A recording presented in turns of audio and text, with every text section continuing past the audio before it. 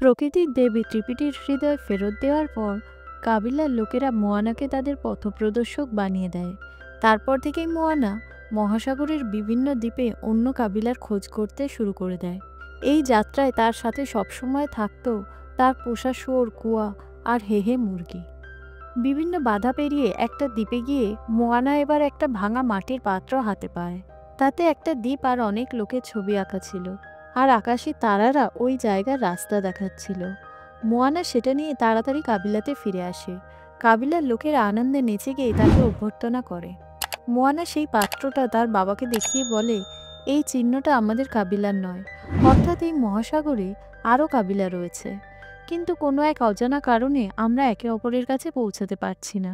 আমাদের উচিত ওই তারাগুলোর সাহায্যে ওই দ্বীপটাকে খুঁজে বের করা, তাহলে আমরা ওই কাবিলার লোকেদের কাছে পৌঁছাতে পারবো। তখনই মোয়ানার দুষ্টু মিষ্টি বোন সিমিয়া টলমল পায়ে এসে তার কোলে ঝাঁপিয়ে পড়ে, আর মোয়ানাকে তাকে ছেড়ে যাওয়ার কারণে ঠোঁট ফুলিয়ে তার উপর অভিমান করে। সিমিয়া তার কাছে উপহার চায়। মোয়ানা তাকে সেই ভাঙা মাটির পাত্রটা দেয়। সিমিয়া বলে, এটা কি কাজে লাগবে? মোয়ানা তাকে তার পূর্বপুরুষদের গোপন গুহায় নিয়ে আসে আর বলে, আমাদের পূর্বপুরুষ জাহাজই ছিল, আমাদের শেষ পূর্বপুরুষ ছিলেন তাওতাই বাসা। তিনি মহাসাগরের অন্য সব দ্বীপের কাবিলাগুলোকে একত্র করতে চেয়েছিলেন, যাতে ভবিষ্যতে কোনো বড় বিপদ হলে সবাই দলবদ্ধ হয়ে তার মোকাবিলা করতে পারে। আমি তার স্বপ্নকেই পূরণ করতে চাই।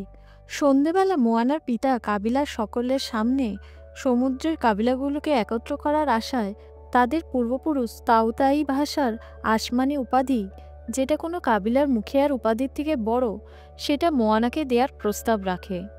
তাতে কাবিলার সবাই সানন্দে রাজি হয়। মোয়ানার পিতা মোয়ানাকে বলে, এই আচার অনুষ্ঠানের দ্বারা তুমি আমাদের পূর্বপুরুষদের সাথে জুড়ে যাবে। অনুষ্ঠান সম্পূর্ণ হতেই আকাশের বিদ্যুৎ কড়াত শব্দ করে মোয়ানার দিকে এগোতে থাকে। তখন মোয়ানা তার পূর্বপুরুষ তাওতাই বাসার শেষ সমুদ্রযাত্রায় পৌঁছে যায়, আর সেই সময়ে যে সমস্ত ঘটনা ঘটেছিল সেগুলো সে স্বচক্ষে দেখতে পায়। একই সাথে সে এও দেখতে পায় যে ভবিষ্যতে তার কাবিলা একেবারেই নষ্ট হয়ে যাচ্ছে। তখন তাওতাই বাসার আত্মা মোয়ানার সামনে এসে তাকে বলে, যদি তুমি সময় থাকতে তুফানের দিক পরিবর্তন করে সব কাবিলাগুলোকে একত্র করতে না পারো, তাহলে তোমার কাবিলাও নষ্ট হয়ে যাবে।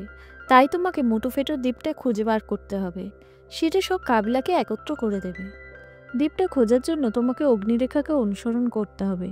এইসব শোনার পর মোয়ানা নিজেকে আবার বর্তমানে ফিরে পায়, আর সাথে সাথে সশব্দে বাজ পড়ে তার পাত্রটা ভেঙে যায়। মোয়ানা সব কথা তার বাবা মাকে খুলে বলে। তারা মোটুফেটো দ্বীপটার ব্যাপারে জানার জন্য চিত্রকার মনির কাছে যায়। সে সমুদ্রের বিভিন্ন ঘটনার কথা জানত। সে মোটুফেটো দ্বীপে চিত্র দেখিয়ে বলে, একসময় মহাসাগরের সমস্ত ধারা একটা বন্ধনের মতো এই দ্বীপের সাথে যুক্ত ছিল। এই বন্ধনের জন্যই সব কাবিলা দলবদ্ধভাবে থাকত। কিন্তু তুফানের দেবতা নালো মানুষদের মেরে তাদের নষ্ট করে অসীম ক্ষমতা পাওয়ার লোভে এই বন্ধন ভেঙে দেন, আর অভিশাপ দিয়ে মোটুফেটো দ্বীপটাকে লোপাট করে দেন। কিন্তু আমাদের পূর্বপুরুষরা বিশ্বাস করতেন যে আমরা যদি কোনোভাবে মোটুফেটো দ্বীপে পৌঁছাতে পারি, তাহলে নালোর অভিশাপ নষ্ট হয়ে যাবে আর মানুষরা ধ্বংস হওয়ার হাত থেকে রেহাই পাবে। সেই সময় তারা আকাশে একটা অগ্নিরেখা দেখতে পায়।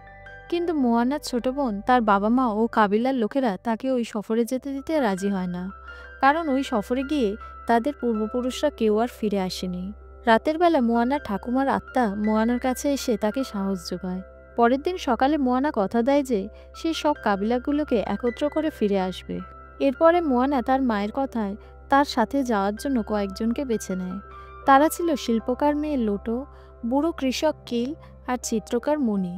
মণি অর্ধদেবতা মাউইর খুব বড় ভক্ত ছিল। যাওয়ার আগে মোয়ানা তার বোনকে সমুদ্রের জলের সাথে আলাপ করিয়ে দেয়, আর বলে সে যত দূরেই থাকুক না কেন, সমুদ্রের এই জল তাদেরকে যুক্ত করে রাখবে। তার বোন তাকে স্মৃতিচিহ্ন হিসেবে একটা স্টার ফিশ দেয়। মোয়ানা সেটা তার লকেটে রেখে দেয়। এরপর কাবিলার লোকেরা গান গেয়ে মোয়ানার জয়ের কামনা করে আর তাকে বিদায় জানায়। অন্যদিকে অর্ধদেবতা মাউই নালোর সাথে লড়াই করার জন্য নালোর সেবিকা মাতঙ্গীর স্থানে গিয়ে পৌঁছায়। সে মোটুফেটো দ্বীপে যাওয়ার জন্য তার দৈব দরজাটা খুলতে বলে, কিন্তু মাতঙ্গী মাউইকে বেঁধে উল্টো করে ঝুলিয়ে রাখে। অনেক চেষ্টা করেও মাউই নিজেকে সেখান থেকে মুক্ত করতে পারে না। তবে সে এটাও চাইছিল না যে তাকে বাঁচাতে মোয়ানা সেখানে চলে আসুক, কারণ মাউইর ভয় ছিল যে মোয়ানা সেখানে এলে নালো তাকে মেরে ফেলবে। এদিকে মোয়ানা খুব কষ্ট করে তার সঙ্গীদের সাথে তাল মিলিয়ে অগ্নিরেখাকে অনুসরণ করে এগিয়ে চলছিল, কিন্তু অগ্নিরেখাটা আকাশে নষ্ট হয়ে যায়। তারা তাদের সামনে আবছা একটা দ্বীপকে দেখতে পায়। সেটা আসলে নারকেলের তৈরি সমুদ্রের ডাকাত কাকামোড়ার জাহাজ ছিল। তারা দেখে একটা বিশালাকার রাক্ষস ক্লেম তাদের সবাইকে তার মুখের ভেতরে টানার চেষ্টা করছে। মোয়ানা তার নৌকাটা সেটার থেকে বাঁচিয়ে নিয়ে যায়, কিন্তু কাকামোড়া তাদের সবাইকে নেশার ডার্ট মেরে তাদের অচল করে দেয়। আর চিত্রের মাধ্যমে মোয়ানাকে বলে নালোর জন্যই তারা তাদের দ্বীপ থেকে আলাদা হয়েছে। এখনো পর্যন্ত তারা তাদের ঠিকানা খুঁজে পায়নি। এই বিশাল ক্লেমটাকে তাদের দ্বীপ ভেবে তারা এখানে এসে ফেসে গেছে। তখন লোটো বলে, আমরা যদি ডাকাতগুলোর এই নেশার ডার্টগুলো ক্লেমের গ্রন্থিতে লাগিয়ে দিই, তাহলে ক্লেমটা অজ্ঞান হয়ে যাবে। তখন আমরা মুক্ত হয়ে যাব। তাদের মধ্যে চুক্তি হয় যে মোয়ানা এই কাজটা করবে। তার বদলে ডাকাতগুলো তাদেরকে মোটোভেটো দ্বীপে যেতে সাহায্য করবে। ডাকাতদের সর্দার তাদেরকে অ্যান্টিডোজ দিয়ে তাদের ঠিক করে দেয়, যেটা একটা চিপচিপে মাছের মল ছিল। ওই মাছটার থেকেই তারা অজ্ঞান করার তরলটাও পায়। তারা বর্ষায় ওই তরল লাগিয়ে ক্লেমটার ভেতরে ঢুকে যায়, কিন্তু মোয়ানার হাত থেকে বর্ষাটা জলে পড়ে যায়, আর ক্লেম সবাইকে খুব জোরে তার পেটের দিকে টেনে নিতে থাকে। সেই সময় ডাকাতদের একটা সঙ্গী দড়ির সাহায্যে সেখানে এসে ক্লেমের গ্রন্থিতে বর্ষা মেরে ক্লেমটাকে অজ্ঞান করে দেয়। তাতে ক্লেমটার মুখটা বন্ধ হতে শুরু করে। মোয়ানার নৌকার সাথে নিজেদের জাহাজটাও ক্লেমের পেটে চলে যাচ্ছে দেখে কাকামোড়ার সঙ্গীটা মোয়ানার নৌকার দড়িটা কেটে দেয়। তার ফলে ওই সঙ্গী ডাকাতটাও মোয়ানা আর তার দলের লোকের সাথে ক্লেমটার পেটের মধ্যে চলে যায়। আসলে ক্লেমটার পেটই মাতঙ্গীর গুহায় যাওয়ার রাস্তা ছিল। সেখানে মাউই আগে থেকেই বাধা অবস্থায় ছিল। তারা সেখানে পড়ে যাওয়ার ফলে মাউই সেখান থেকে ছাড়া পেয়ে যায়। সে তার দিব্য শুলের সাহায্যে মুক্ত হয়ে যায়। সে সেখানে হে হে মুরগিকে দেখে মোয়ানার ব্যাপারে চিন্তিত হয়ে পড়ে আর জিজ্ঞাসা করে সে কোথায় আছে। অন্যদিকে গুহার বিপরীত দিকে মোয়ানার সাথে মাতঙ্গীর দেখা হয়। মাতঙ্গী মোয়ানাকে বলে সে চায় মোয়ানা নালোকে হারিয়ে দিক, তাতে মাতঙ্গী নালোর হাত থেকে মুক্তি পাবে। সে মোয়ানাকে বলে, তুমি যে কাজের জন্য যাচ্ছ সেখানে যাওয়ার একটা রাস্তা বন্ধ হয়ে গেলেও দ্বিতীয় রাস্তা অবশ্যই খোলা থাকবে। তোমাকে সেই দ্বিতীয় রাস্তা খুঁজে নিতে হবে। মোয়ানা তার কথায় বিশ্বাস করে মেঘে ঢাকা একটা গুপ্ত জায়গায় ঝাঁপ মারে। মাতঙ্গী তার কাছে এসে বলে এটা দৈব দরজা, যেটা সহজেই তাকে মোটুফেটু দ্বীপের কাছে নিয়ে যাবে। সেই সময় সেখানে মাউবিও চলে আসে। তখনই মোয়ানা একটা মন্ত্র পড়ে তার পাটা ঠোকে, তাতে দৈব দরজাটা খুলে যায়। সেটা দেখে মাউবিও অবাক হয়ে যায়। তারা সবাই ওই দরজায় তুফানের ঝড়ের মধ্যে চলে যায়। আসলে মাতঙ্গী মাউবিকে মোয়ানাকে সাহায্য করার জন্যই বন্দি বানিয়ে রেখেছিল। এদিকে মাউবি মোয়ানাকে বলে, মাতঙ্গী তোমাকে এখানে পাঠিয়ে ঠিক করেনি, কারণ নালো মোটুফেটু দ্বীপকে সবথেকে বড় তুফানের মধ্যে রেখেছে। তারপর তাকে নিজের অভিশাপ দিয়ে ওই দ্বীপটাকে মহাসাগরের অতল গভীরে ডুবিয়ে দিয়েছে। মানুষ কোনোভাবেই সেখানে পৌঁছাতে পারবে না। তারা সবাই সেই জায়গাটায় পৌঁছে যায়। সেখানে সবকিছু শান্ত ছিল। মাউবি মোয়ানাকে বলে, সমুদ্রের জলও তোমাকে এখানে সাহায্য করতে পারবে না। এই সময় নালোর পোষা জন্তুগুলো তাদের ওপর আক্রমণ করে। মাউবি বলে এই জন্তুটা সূর্যের আলো সহ্য করতে পারে না। যে কোনোভাবে সূর্য ওঠা পর্যন্ত সবাই নিজেকে বাঁচিয়ে রেখো। জন্তুটার সাথে লড়াই করতে করতে সূর্যের উদয় হয়। সূর্যের আলো গায়ে পড়তেই জন্তুটা ভয় পেয়ে পালিয়ে যায়। কিন্তু এই লড়াইতে মণি একটুর জন্য প্রাণে বেঁচে যায়, আর তাদের নৌকাটাও ভেঙে চুরে যায়। তখন তারা পাশের একটা দ্বীপে আশ্রয় নেয়। মনির সাথে হওয়া ঘটনার ফলে সবাই খুব হতাশ হয়ে যায়। মোয়ানারও মন খুব খারাপ ছিল। সেই সময় লোটো তাদের পূর্বপুরুষ তাওতাই বাসার নৌকা খুঁজে পায়। তবুও মোয়ানাকে হতাশ দেখে মাউবি তাকে মনে করিয়ে দেয় যে মোয়ানা খুব সাহসী মেয়ে। সে তার মতো অর্ধদেবতাকেও বেশ কয়েকবার বাঁচিয়েছে।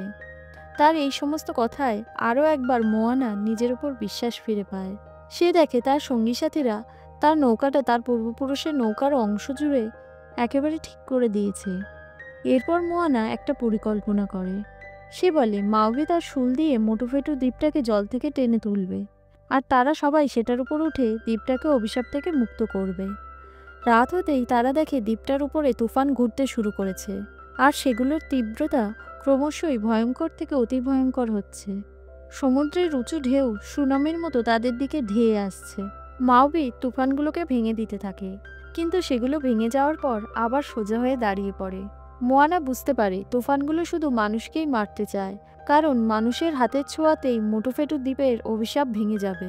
তাই তুফানগুলো মাউবিকে কিছু করছে না। এই জন্য মোয়ানা মাউবিকে বলে, আমরা সবাই তুফানকে নিজেদের পেছনে লাগিয়ে ওদের অন্যমনস্ক করছি। তুমি সেই সুযোগে দ্বীপটাকে খুঁজে উপরে টেনে নিয়ে আসো। মাউবি তার কাজ সম্পূর্ণ করার জন্য তুফানের মাঝখানে চলে যায়। এদিকে লোটো নৌকাটাকে দ্রুত গতিতে দৌড়ানোর জন্য তাতে একটা গ্লাইডার লাগিয়ে দেয়। তাতে নৌকাটার গতি অনেক গুণ বেড়ে যায়, আর তারা তুফানের হাত থেকে বেঁচে যেতে থাকে। অন্যদিকে তুফানের ঘূর্ণির ঠিক নিচে মাউবি মোটোফেটু দ্বীপটাকে দেখতে পায়। সে তার দৈব শুলটা দিয়ে দ্বীপটাকে উপরের দিকে টেনে তুলতে থাকে। তখন তুফান তার সমস্ত শক্তি একত্র করে মাউবির উপরই বাজ ফেলে।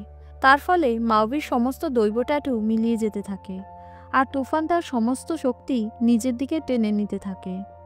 মোয়ানাদের নৌকাটাও উল্টে যায়।